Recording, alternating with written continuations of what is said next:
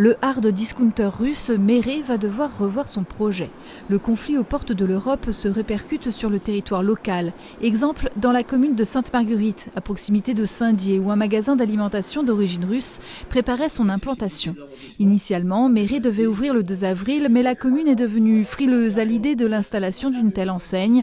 Une motion de report de l'ouverture a été adoptée en conseil municipal le 8 mars dernier, arguant un risque de trouble à l'ordre public lors de l'inauguration.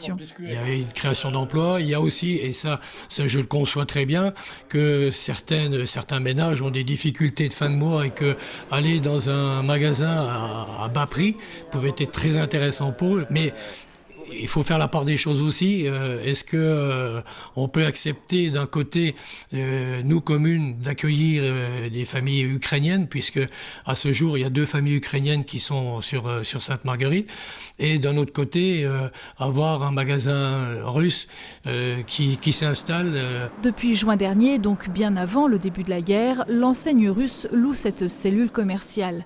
L'ouverture de septembre 2021 est repoussée faute de mise en conformité et d'aléas administratifs.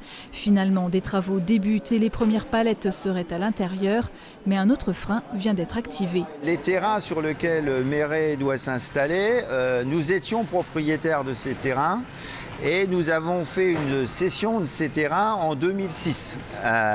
Et dans les clauses de cette vente, c'était bien stipulé qu'aucune surface alimentaire pendant 20 ans ne pouvait s'installer à cet endroit-là.